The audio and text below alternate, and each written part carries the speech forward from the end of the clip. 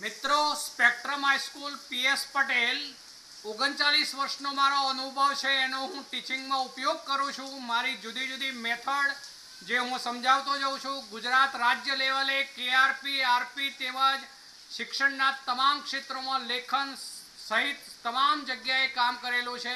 એવા મારા બહોળા અનુભવનો હું ઉપયોગ મારા ટીચિંગ દરમિયાન કરું છું। મારો લાભ અવશ્ય લેજો એવું ખાસ જણાવું છું। Good morning all friends. છેલ્લે આપણે એ જોઈ રહ્યા છે એમોનિયા સાથે એલિફેટિક એમાઇન જે છે એની સરખામણી કરી આપણે। તો એમાં એલિફેટિક એમાઇન એમોનિયા કરતાં વધુ બેઝિક છે। એટલે આપણે જે બેઝિક પ્રબળતા જે છે એ શાના દ્વારા દર્શાવી હતી? તો પીકેબી દ્વારા। જેના પીકેબી નું મૂલ્ય ઓછું તેની બેઝ તરીકેની પ્રબળતા વધુ। જેમ કે આપણે એવું જોઈ ગયા હતા કે એમોનિયા છે તો એના પીકેબી નું મૂલ્ય જે છે એ 4.75 છે, જ્યારે એલિફેટિક એમાઇન હોય તો તેની જે પીકેબી ની વેલ્યુ છે એ જે છે 3 થી શરૂ કરીને 4.22 સુધીની। એટલે કે એમોનિયાની સાપેક્ષમાં એલિફેટિક એમાઇન જે છે એના પીકેબી નું મૂલ્ય ઓછું છે। એટલે અર્થ એવો થશે કે એમોનિયા કરતાં એલિફેટિક એમાઇન વધુ બેઝિક છે, વધુ પ્રબળ બેઝિક છે। ચલો એ જ રીતે પ્રબળતા વધુ છે એમ કહેવાય। એરોમેટિક એમાઇનમાં એથી ઊંધું થાય। એરોમેટિક એમાઇનના પીકેબી ના મૂલ્યો જે છે એ એમોનિયા કરતાં લગભગ બમણા છે, જેને કારણે અર્થ એવો થયો કે એરોમેટિક એમાઇનના પીકેબી ના મૂલ્યો વધારે ઊંચા છે। વધારે ઊંચા છે એટલે એનો અર્થ એવો થયો કે તેની બેઝ તરીકેની પ્રબળતા ઓછી છે। પણ હવે એવું કેમ થાય?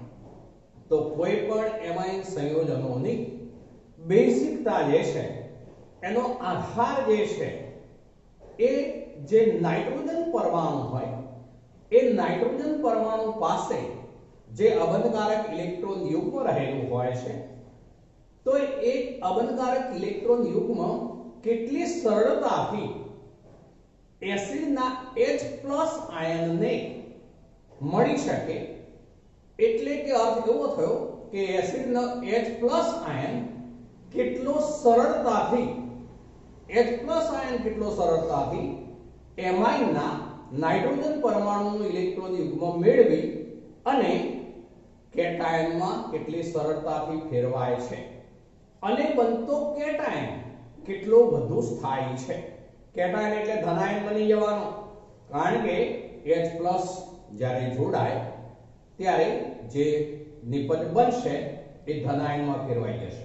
એટલે અર્થ એવો થયો, ફરીથી બોલું છું કે કોઈ પણ એમાઇન છે તો એની બેઝ પ્રબળતાનો આધાર કેટલી સરળતાથી નાઇટ્રોજન એનું ઇલેક્ટ્રોન યુગ્મ એસિડના H+ આયનને આપી, એટલે કે H+ ને પોતાની સાથે જોડી અને કેટલી સરળતાથી તે કેટાયન બનાવે છે અને તેની સ્થાયીતા કેટલી વધુ છે। જેટલી કેટાયનની સ્થાયીતા વધુ હોય તેટલી બેઝ તરીકેની પ્રબળતા પણ વધુ છે એમ કહેવાશે।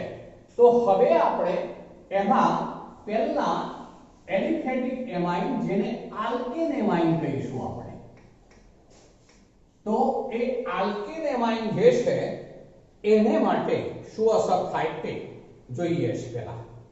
હવે એમાં આમ તો 3 પરિબળો અસર કરતા બને છે। એ 3 પરિબળો જે છે એમાં એક પરિબળ છે પ્રેરક અસર, જેને આઈ અસર કહેવાશે તે। ચલો બીજું પરિબળ છે એને કહીશું જલ યોજન અથવા તો દ્રાવક યોજન, ગમે તે દ્રાવક હોય, દ્રાવક યોજન આ બીજું પરિબળ। અને ત્રીજું પરિબળ છે અવકાશીય અવરોધક અસર, અવકાશીય અવરોધક અસર। ચલો ફરીથી એક વાર બોલું છું, કોઈ પણ એમાઇન સંયોજનની બેઝિક પ્રબળતા જે છે એ કેવી છે એ આ ત્રણ પરિબળો પર અસર કરતા બનશે. પ્રેરક અસર, બીજું દ્રાવક યોજન અસર અને ત્રીજું અવકાશીય અવરોધક અસર. તો આ ત્રણ પરિબળો એને માટે જવાબદાર બનશે. હવે આપણે પછી એક લેતા જઈએ છીએ. તો એમાં આપણે બે ભાગ વહેંચી લઈએ. પહેલા આલ્કેન એમાઇન એટલે કે એલિફેટિક એમાઇન છે એની સરખામણી એમોનિયા સાથે કરી લેશું. તો એમાં હું એ લઉં છું પહેલા. તો આલ્કેન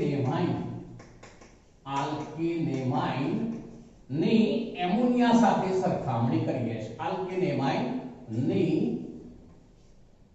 બેઝિકતા વિરુદ્ધ એમોનિયા એટલે કે બંને ની સરખામણી. અર્થ એવો થશે. ચલો હવે આપણે એને માટે કોઈ એક એમાઇન સંયોજન લઈએ. આ એક એમાઇન સંયોજન લઉં છું હું. માનો કે નાઇટ્રોજન પરમાણુ પાસે આ રીતે ઇલેક્ટ્રોન યુગ્મ હોય. ચલો હવે આ એસિડ માંથી H+ એની પાસે મળે છે, જેથી H+ આ ઇલેક્ટ્રોન યુગ્મ સ્વીકારશે. આ ઇલેક્ટ્રોન યુગ્મ H+ ને મળશે, જેથી હવે આવું બની જવાનું. R N આ H હતો, આ H હતો. હવે આ H+ તરીકે એમાં જોડાઈ ગયો, જેથી નાઇટ્રોજન ઉપર ચાર્જ આવી ગયો પ્લસ. અર્થ એવો થયો કે આ કાર્બોકેટાયન રચાયો. સોરી, કેટાયન કહીશું. કેટાયન રચાયો. કેટાયન કહીશું. ધન આયન છે, કાર્બન નથી, ધન આયન છે, પણ નાઇટ્રોજન ઉપર ધન ચાર્જ છે એટલે કેટાયન કહીશું. તો એ cation રચાયો.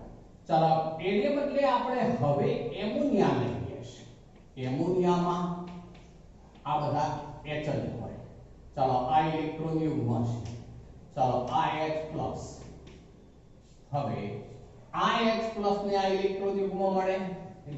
H N H H અને આ H જોડાયો પણ આ પ્લસ આયન બન્યો.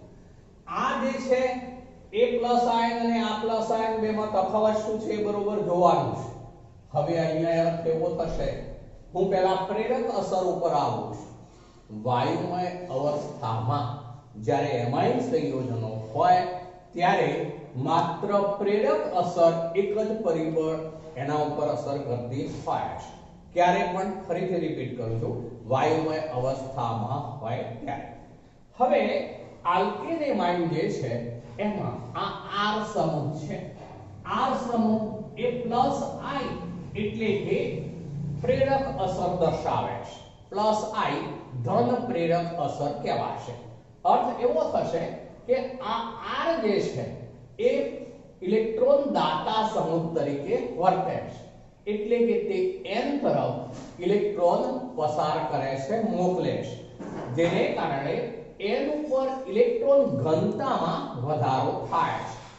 N ઉપર ઇલેક્ટ્રોન ઘનતા વધે, જેને કારણે વધુ સરળતાથી તે પ્રોટોનને H+ આયનને પોતાની સાથે જોડી શકશે. કારણ કે નાઇટ્રોજન ઉપર ઇલેક્ટ્રોન યુગ્મ વધુ સરળતાથી પ્રાપ્ત થઈ શકશે, જેથી H+ આયનને પોતાની સાથે વધુ સરળતાથી જોડી શકશે. અને માટે જે કેટાયન બને છે એ કેટાયનની સ્થાયીતા વધે છે. આ કેટાયનની સ્થાયીતા વધુ છે. જ્યારે અહીંયા કોઈ R સમૂહ નથી, જો ઇલેક્ટ્રોન આપી શકે તેવો R સમૂહ નથી, માટે આમાં એવી ઘટના જોવા મળવાનો સવાલ નહીં થાય. ફરીથી એક વાત બોલું છું, જોજો.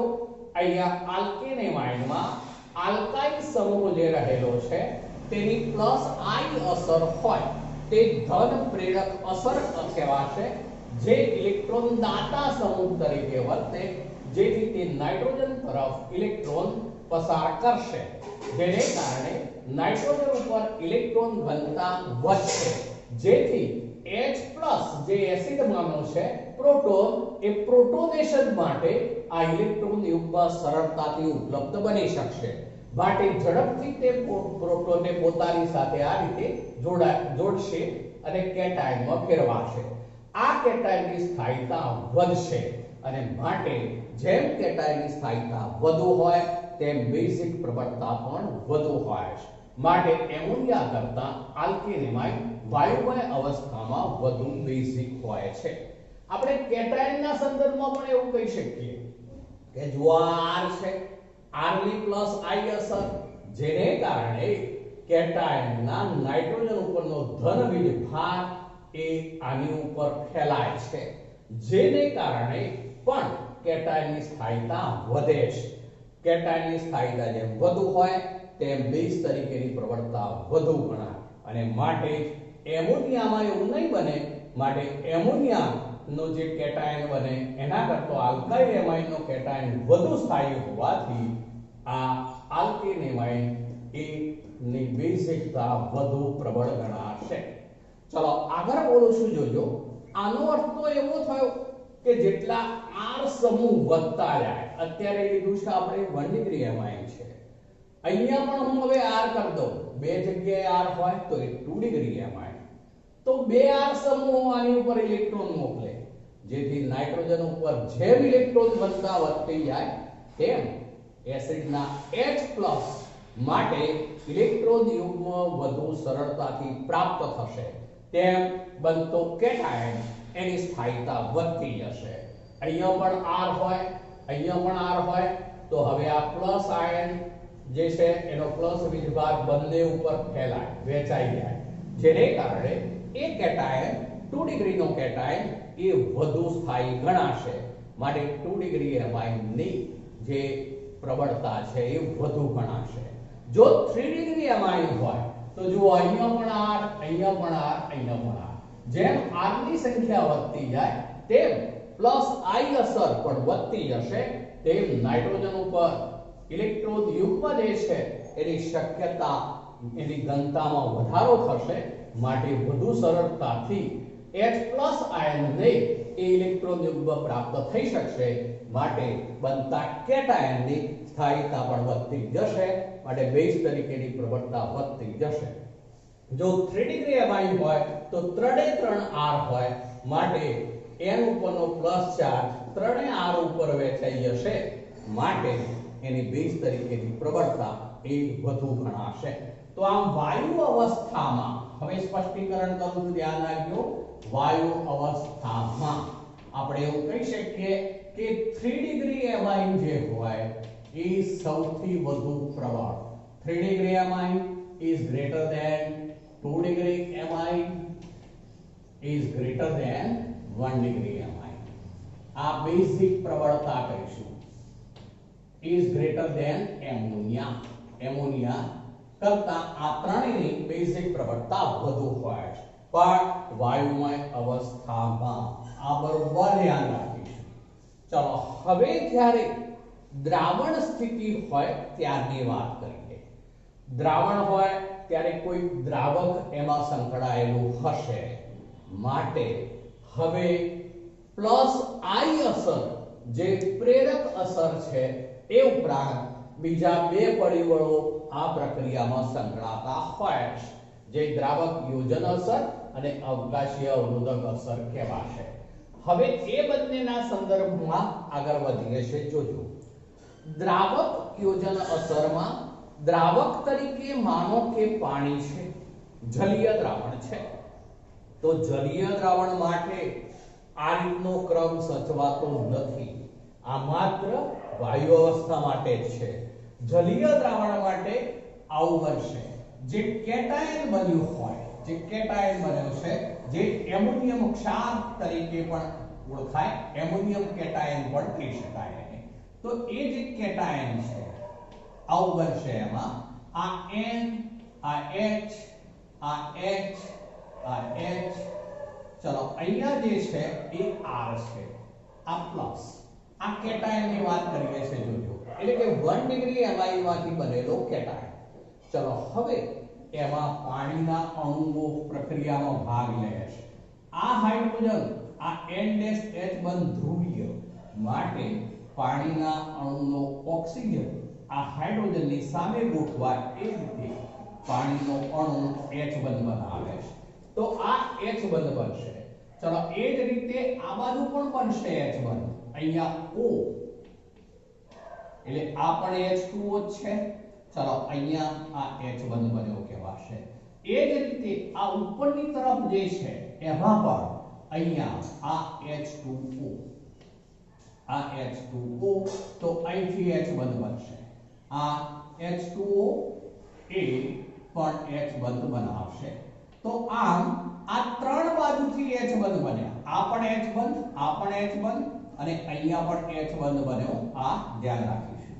તો આવા H1 બનવાને કારણે જ ત્રણ બાજુથી H1 બન્યા. માટે આ કેટાયન જે છે એની જે દ્રાવક યોજન અસર સૌથી વધુ છે એવો અર્થ થશે. જો આને બદલે આપણે 2 ડિગ્રી એમાઇન લઈએ, ચલો 2 ડિગ્રી એમાઇન લઈએ છે તો એમાં આવું હોવાનું. આ નાઇટ્રોજન, આ ચલો આ બાજુ જે છે એ ઉપરની તરફ પણ માનો કે હું હવે R છે એવું કહું છું, આ H અને આ H. કોઈ પણ બે H હશે, બાકીના બે R હશે, કારણ કે 2 ડિગ્રી. આ કયો છે 1 ડિગ્રી. ચલો આ 2 ડિગ્રી. હવે આમાં શું થવાનું? તો આમાં પણ આ H છે, તો અહીંયા આ H2O જે છે એ H1 બનાવશે. એ જ રીતે અહીંયા પણ આ H2O છે એ H1 બનાવશે. તો અહીંયા બે બાજુથી H1 બને. ચલો 1 ડિગ્રીમાં ત્રણેય બાજુથી H1 બને. અહીંયા પણ બને, અહીંયા પણ બને, અહીંયા પણ બને. એટલે કે પાણીના વધુ અણુઓને આકર્ષે છે. જ્યારે અહીંયા બે બાજુથી H1 બનશે એટલે કે આકર્ષાતા પાણીના અણુ જે છે એની સંખ્યામાં ઘટાડો થયો. જો 3 ડિગ્રી એમાઇન હોય તો આવું બનવાનું. ત્રણ બાજુ R હોવાનું. ત્રણ બાજુ R હોય એટલે અર્થ એવો થયો કે હવે અહીંયા એક H છે માનો કે, તો આ બાજુથી જ પાણીનો અણુ જે છે એ H1 દ્વારા જોડાશે. તો આમ જોઈ શકો છો તમે કે 1 ડિગ્રી માં પાણીના અણુઓ જે દ્રાવક યોજન ઘટના અનુભવે છે એ સૌથી વધુ છે 1 ડિગ્રી એમાઇનમાંથી બનેલો કેટાયન. હવે એવો શબ્દ વાપરાશે 1 ડિગ્રી એમાઇનમાંથી બનેલો જે કેટાયન છે, એમોનિયમ આયન કેટાયન છે, એ કેટાયન સાથે વધુ સંખ્યામાં પાણીના અણુઓ દ્રાવક યોજન અનુભવે છે. જેટલું દ્રાવક યોજન વધુ થાય એટલી બેઝ તરીકેની પ્રબળતા વધે છે, એની સ્થાયીતા વધતી હોય છે, માટે બેઝ તરીકેની પ્રબળતા વધે છે. એટલે એનો અર્થ એવો થયો કે આની બેઝ તરીકેની પ્રબળતા સૌથી વધારે ગણાશે. ચલો દ્રાવક યોજનની રીતે આ સૌથી વધુ ઇઝ ગ્રેટર ધેન આ કહેવાશે જે 2 ડિગ્રી છે ઇઝ ગ્રેટર ધેન 3 ડિગ્રી. અર્થ આવો થયો. તો હવે દ્રાવક યોજન અસર આમાં સૌથી વધુ છે કયામાં? 1 ડિગ્રી એમાઇનમાંથી બનેલા કેટાયનમાં દ્રાવક યોજન અસર સૌથી મહત્તમ, જેથી તેની સ્થાયીતા એ કેટાયનની સ્થાયીતા પણ મહત્તમ.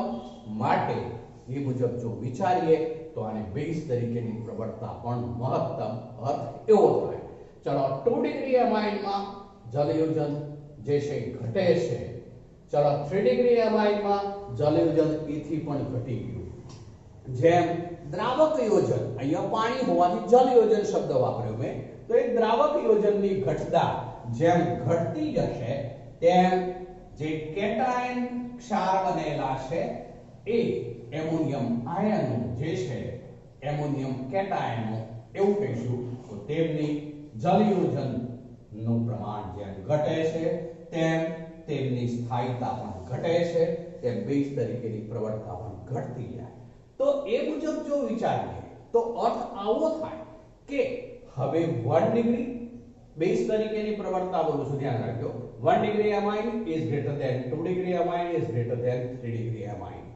હવે આ ક્રમ જે છે એ શરૂઆતના ક્રમ કરતો ઉલટો થયો ગણાય. જો વિચારો ઉલટો થયો કહેવાય. ફરીથી બોલું છું, આ મુજબ જો જલયોજન ઘટના એકલી ધ્યાનમાં લઈએ તો 1 ડિગ્રીમાં જે એમોનિયમ કેટાયન બને છે તેમાં જલયોજન સૌથી મહત્તમ, માટે તેનો જે કેટાયન એમોનિયમ આયન છે તેની સ્થાયીતા સૌથી વધુ, તેમ તેની બેઝિકતા પણ વધુ ગણાય. એ મુજબ આમાં ક્રમશઃ જે જલયોજનની અથવા તો દ્રાવકયોજનની ઘટના ઘટતી જાય છે માટે બેઝ તરીકેની પ્રવણતા પણ ઘટતી જાય માટે 1 degree amine is greater than 2 degree is greater than 3 degree ગણીએ તો એ મુજબ આગળ કરતા એ ક્રમ ઉલટો બિલકુલ વિપરીત થશે. પણ હજુ ત્રીજું પરિબળ પણ જવાબદાર છે. કયું? અવકાશીય અવરોધક અસર. ચલો એની ઉપર આવીએ છે. એમ કહી શકાય કે આમાં એક જ R છે, આમાં 2 R છે, આમાં 3 R છે. એટલે જે એમોનિયમ કેટાયન બનેલો હોય એ એમોનિયમ કેટાયન નું કદ આમાં નાનું હોય, આમાં કદ એથી મોટું હોય, આમાં કદ એથી પણ મોટું થવાનું. જેમ કદ વધે છે તેમ અવકાશીય અવરોધ વધે છે, તેમ જે બેઝ તરીકેની પ્રવણતા છે ઘટે છે. અર્થ એવો થયો. ફરીથી બોલું છું, 1 R 2 R આમાં 3 R, જેને કારણે કદમાં ક્રમશઃ વધારો થતો જાય માટે અવકાશીય અવરોધ વધતો જાય માટે પણ જે એમાઇન સંયોજનો છે એમની બેઝિક પ્રવણતા ઘટતી જશે એવો અર્થ કહી શકાય. હવે સાથે એ સ્પષ્ટતા પણ કરું છું, ધ્યાન રાખજો. અહીંયા આપણે CH3 સમૂહ લીધા હોય, CH3 સમૂહ, તો CH3 સમૂહનું કદ નાનું છે જેને કારણે અવકાશીય અવરોધક અસર ઓછી હોય છે. પણ જો તેને બદલે C2H5 સમૂહ લઈએ, જો હવે સમૂહ લઉં છું C2H5 ઇથાઇલ સમૂહ લઉં છું એટલે અર્થ એવો થયો કે મિથાઇલ સમૂહ કરતા ઇથાઇલ સમૂહ કદમાં મોટો હોય. કદ મોટો હોવાને કારણે હવે પાછી અવકાશીય અવરોધક અસર વધશે. અવકાશીય અવરોધક અસર વધે તો પાછું બેઝ તરીકેની પ્રવણતા ઘટતી જાય. તો આમ આ ત્રીજું પરિબળ જે છે એ પણ જલીય દ્રાવણમાં બેઝ તરીકેની પ્રવણતા પર અસર કરતા બનશે.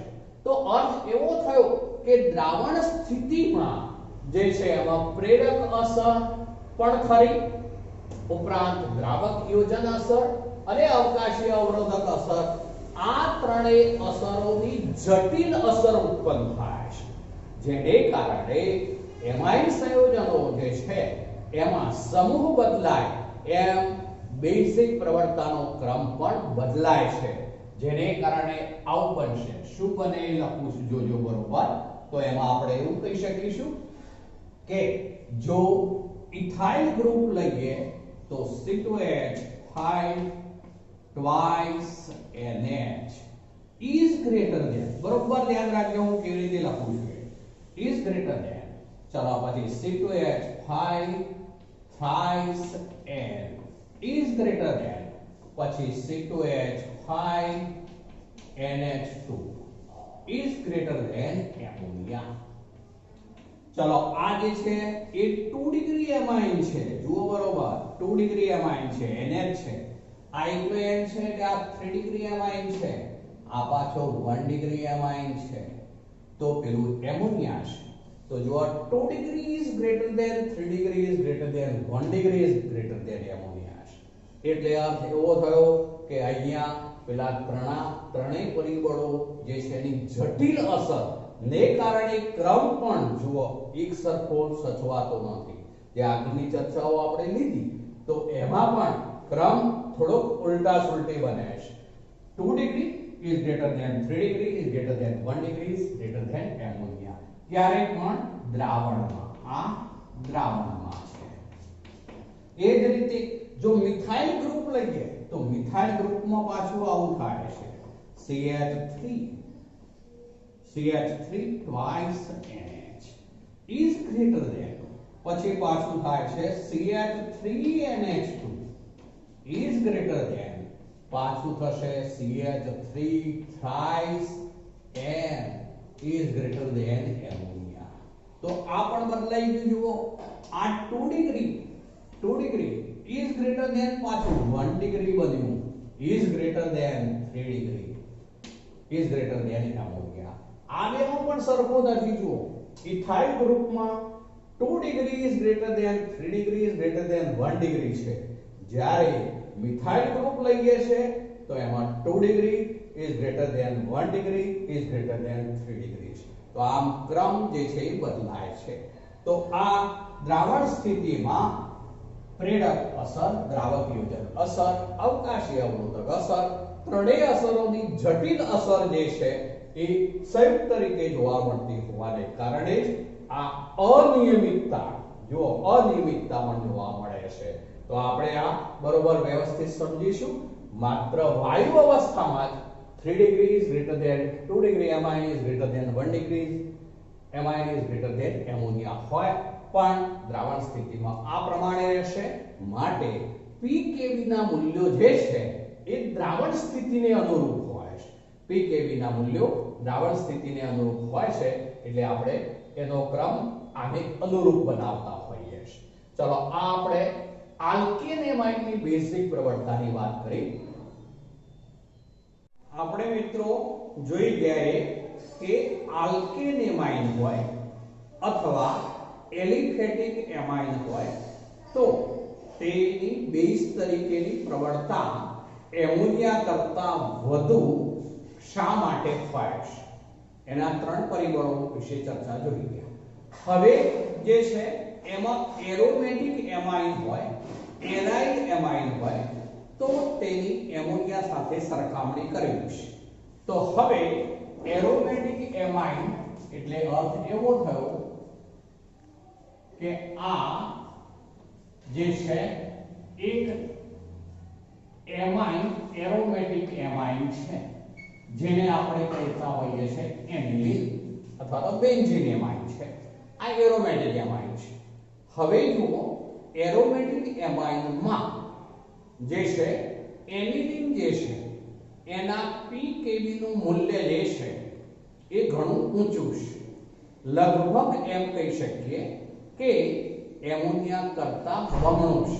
એટલે એનો અર્થ એવો થયો કે એમોનિયા કરતાં એનિલીન ઘણું જ નિર્બળ બેઝ છે. અર્થ એવો થયો.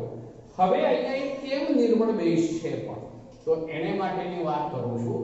તો જે એનિલીન છે એમાં NH2 સમૂહ એ એરોમેટિક રિંગ ઉપર જે છે એ સીધો જ જોડાયેલો છે, જેને કારણે નાઇટ્રોજન પરનું જે ઇલેક્ટ્રોન યુગ્મ છે તે આ એરોમેટિક વલય છે તેની સાથે સંયુગ્મમાં હોવાને કારણે જે પ્રોટોનેશન માટે H પ્લસ આયન જે છે એના માટે પ્રોટોનેશન માટે ઇલેક્ટ્રોન યુગ્મ જે છે એ સરળતાથી ઉપલબ્ધ બનતું નથી.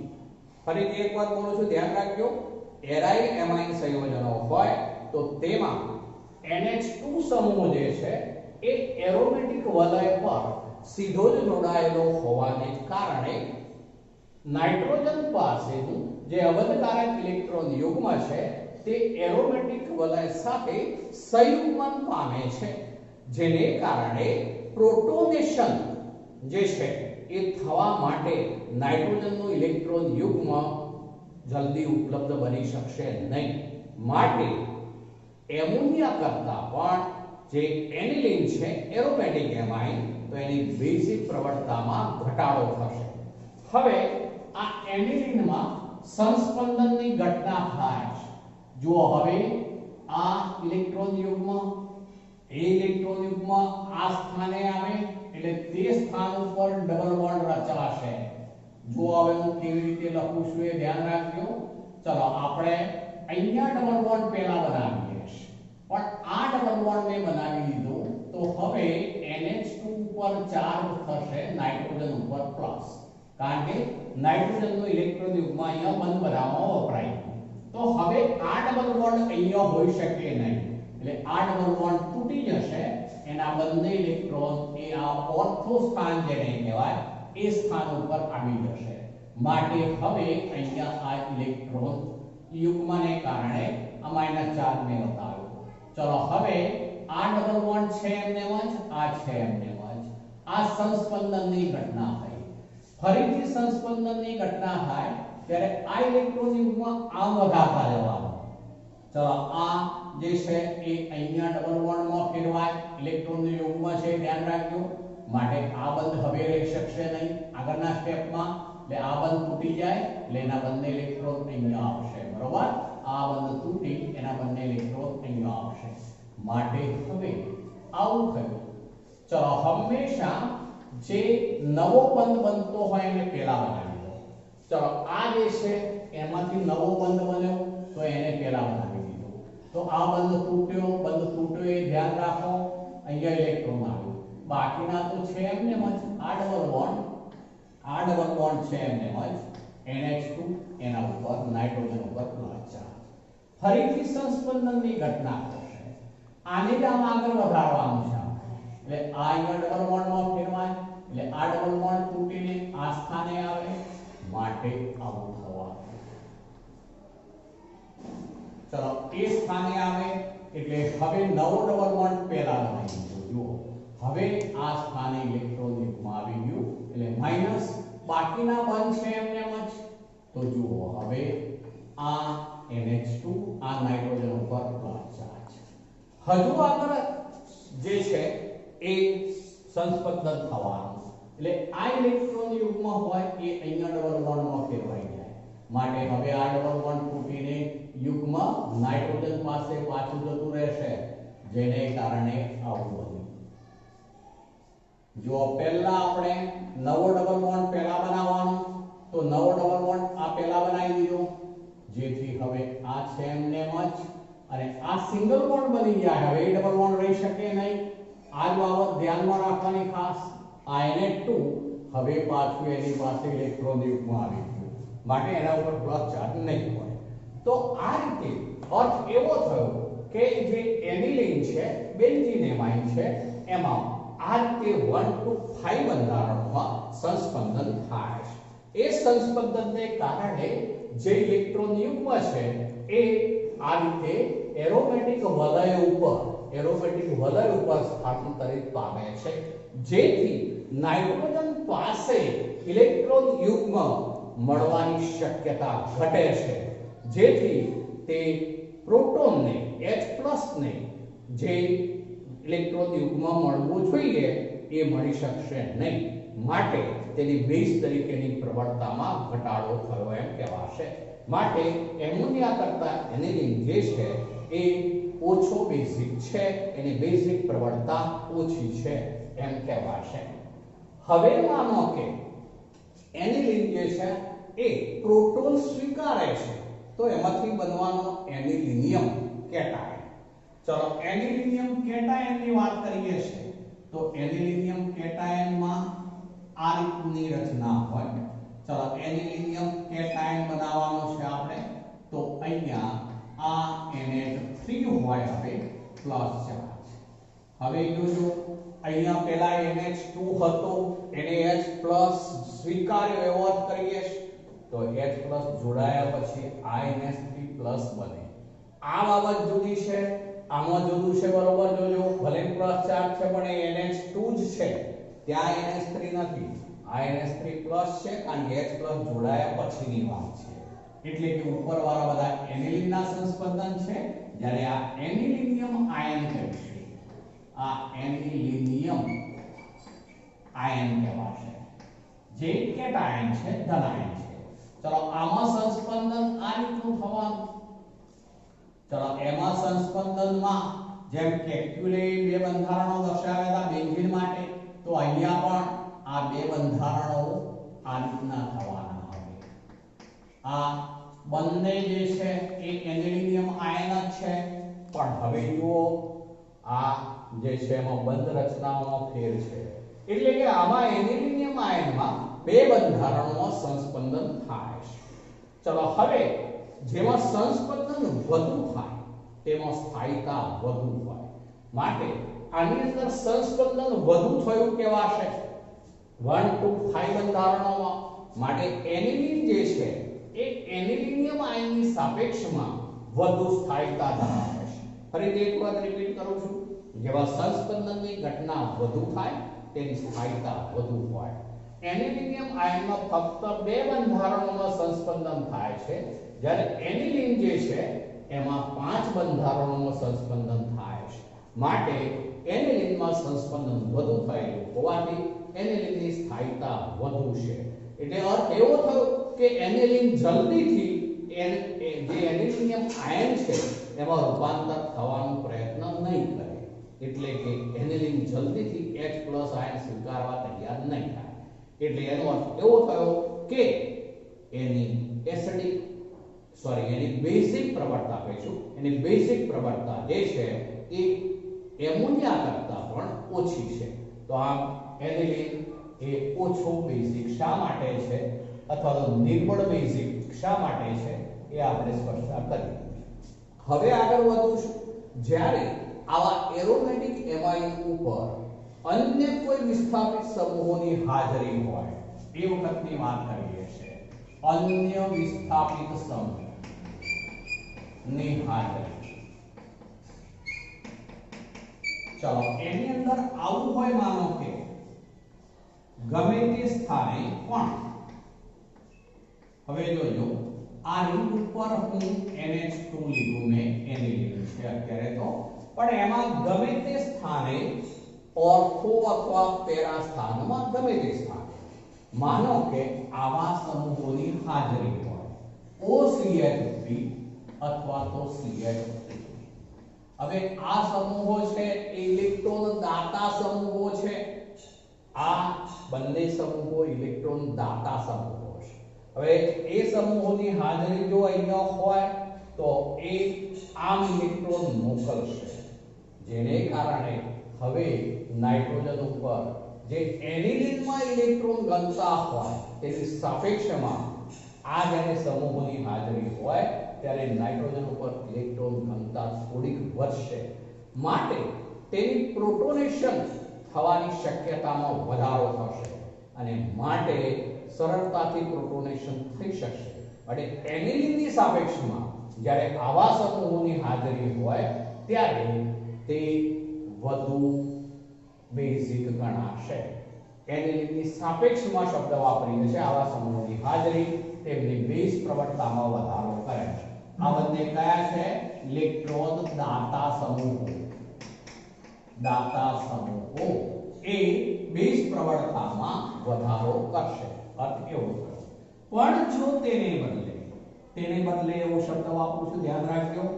જો NO2 અથવા SO3H અથવા COOH અથવા હેલોજન જેવા સમૂહો જો આ પૈકીના કોઈ પણ સ્થાને આવેલા હોય તો આ બધા ઇલેક્ટ્રોન આકર્ષક સમૂહો કહેવાય.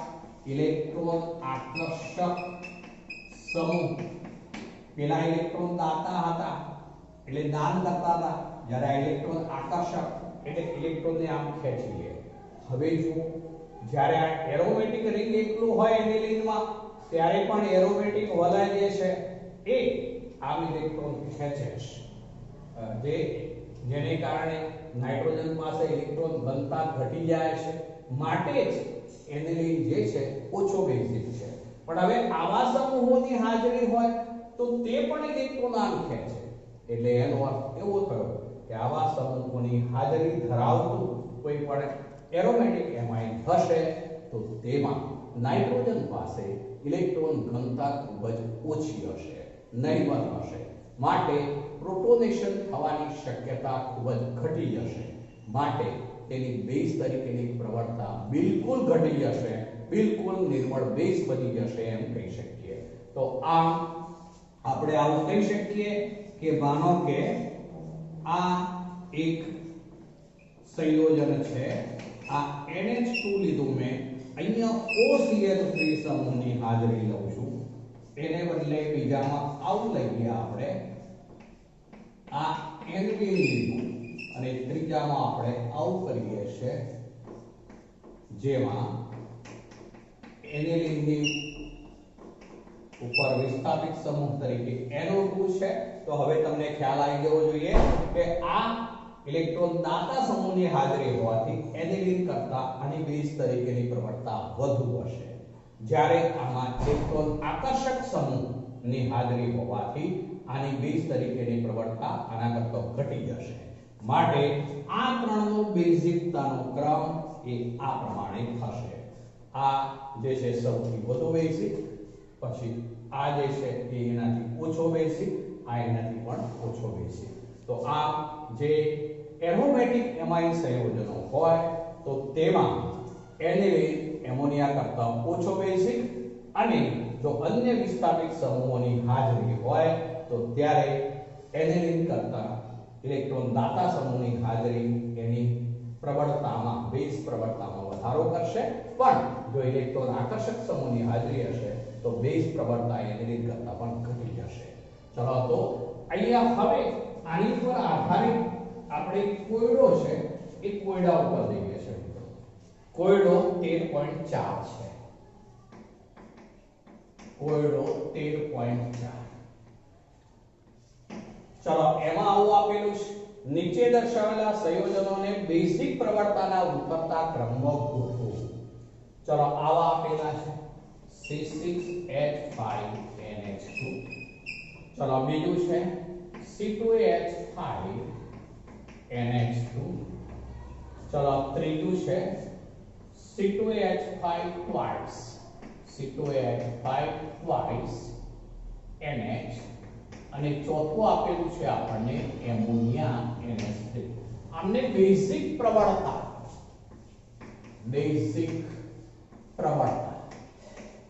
ના ક્રમમાં ગોઠવાશે. હવે જ્યારે આવું પૂછે ત્યારે સમજી લેવાનું કે જલીય દ્રાવણના અનુસંધાનમાં જ છે. કારણ કે જલીય દ્રાવણ જે હોય ત્યારે જ pKb ના મૂલ્યો જે છે એ નક્કી થતા હોય છે, અને બેઝની પ્રબળતા pKb દ્વારા દર્શાવવામાં આવે છે. તો એ મુજબ જો વિચારીએ તો બેઝ તરીકેની પ્રબળતા આમાં સૌથી વધુ કોની હશે? જલીય દ્રાવણની અંદર કહેવાશે ત્યારે આ બેઝ તરીકેની પ્રબળતા સૌથી વધુ હશે. માટે હવે હું ક્રમ બનાવું છું, જોજો તો આવું થવાનું મિત્રો. એમાં C2H5 twice NH, બરોબર. ચલો પછી શું થઈ જશે? C2H5 twice NH, પછી is greater than. ચલો પછી આવશે આ જે છે 2 ડિગ્રી એમાઇન છે.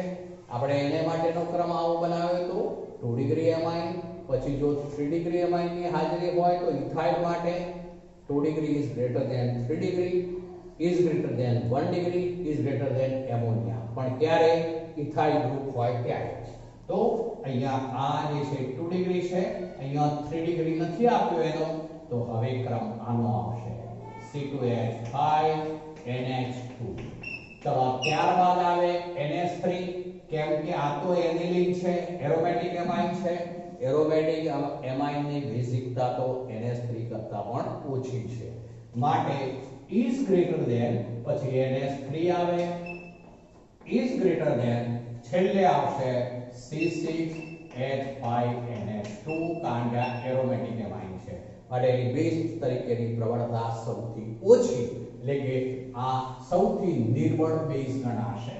આ બધાની સાપેક્ષમાં જે છે વધુ પ્રબળ બેઝ ગણાશે. પ્રબળ બેઝ નથી, ધ્યાન રાખજો, તમામ એમાઇન સંયોજનો જે છે એ નિર્બળ બેઝ જ ગણાય, પરંતુ તેની સરખામણી કરીએ આપણે તો આ સાપેક્ષમાં, આ બધાની સાપેક્ષમાં વધારે પ્રબળ બેઝ ગણાશે. આ જે છે તે એના કરતો આ ઓછો પ્રબળ, એના કરતો આ ઓછો પ્રબળ, એના કરતો એનિલીન જે છે એ ઓછો પ્રબળ. કારણ કે આ 2 ડિગ્રી એમાઇન છે, માટે આ બધામાં સૌથી વધુ પ્રબળ.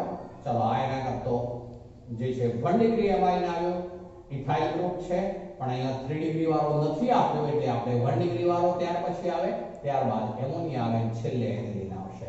અહીંયા મિત્રો ક્યારેક તમને આવું પૂછી શકે કે નીચેના પૈકી Kb ના ચડતા ક્રમમાં ગોઠવો. Kb ના ચડતા ક્રમમાં તો આમાં Kb કોનો સૌથી વધારે? pKb અને Kb બંને પૂછી શકે. Kb ના ક્રમમાં ગોઠવો તો Kb કોનો વધારે? તો જેની બેઝ તરીકેની પ્રબળતા વધારે એનો Kb વધારે, તો આનો Kb સૌથી વધારે, કારણ કે બેઝ તરીકેની પ્રબળતા વધુ છે. પછી આનો Kb આવે, પછી આનો Kb આવે, પછી આનો Kb આવે. પણ pKb ના ક્રમમાં પૂછે ત્યારે pKb આનો સૌથી વધારે. ધ્યાન રાખજો, pKb નો ક્રમ બનાવીએ તો એ ક્રમ ઉલટાઈ જશે. એ વખતે pKb નો ક્રમ લેવો હોય પીકેબી ના ક્રમમાં પીકેબી ના ક્રમમાં ગોઠવો.